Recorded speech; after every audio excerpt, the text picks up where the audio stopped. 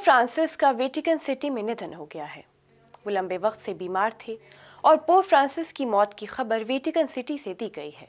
अब उनके अंतिम संस्कार के बाद नए पोप चुने जाएंगे और आज की वीडियो में हम आपको बताएंगे पोप का चुनाव कैसे होता है। आदाब, आप देख रहे हैं आवाज द वॉइस और मैं हूं आपके साथ अमीना माजिद। पोप ग्रीक शब्द पप्पास से निकला है, जिसका अर्थ है फादर, पिता।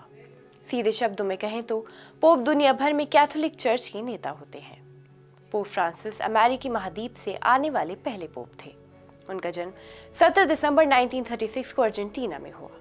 जब वो पोप बने तो उन्होंने इटली के शहर असीसी के सेंट फ्रांसिस से प्रेरित होकर फ्रांसिस नाम चुना, जो अपनी विनम्रता और गरीबों की सेवा के प्रति समर्पण के लिए जाने जाते थे।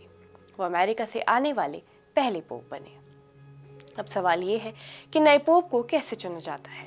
तो आपको बता दें कि United State Conference of Catholic Bishops की वेबसाइट के मुताबिक किसी भी वजह से पोप का पद खाली होने के बाद ये कार्डिनल वेटिकन सिटी में एक के बाद एक बैठक करते हैं, जिन्हें सामान्य मंडली कहा जाता है। इन बैठकों में वो वैश्विक स्तर पर कैथोलिक चर्च के सामने आने वाली जरूरतों और चुनौतियों पर चर्चा करते हैं। साथ ही वो अगले पोप के चुनाव के लिए भी तैयारी करते हैं, जिसे कॉन्क्लेव कहा जाता है। इस बीच ऐसे फैसले जो केवल पोप ही ले सकते हैं, उसके लिए चुनाव के बाद तक का इंतजार किया जाता है। ऐसी बैठक में ही मृत पोप के अंतिम संस्कार और उन्हें दफनाने की व्यवस्था की जाती है। कार्डिनल पोप के चुनाव के लिए गुप्त मतदान करते हैं। वो 2 बार मुड़े हुए बैलेट पेपर को एक बड़े प्याले में डालते हैं। जब तक किसी उम्मीदवार को 2/3 वोट नहीं मिल जाते, तब तक हर दिन 4 राउंड की वोटिंग होती है। हर राउंड के रिजल्ट को जोर से गिना जाता है और रिकॉर्डर बने 3 कार्डिनल उन्हें रिकॉर्ड करते हैं।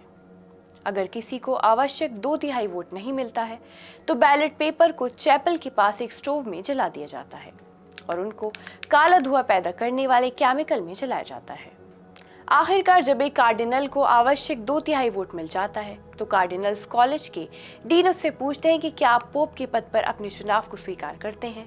अगर वो स्वीकार करते हैं तो वो अपने लिए एक पोप नाम चुना जाता है।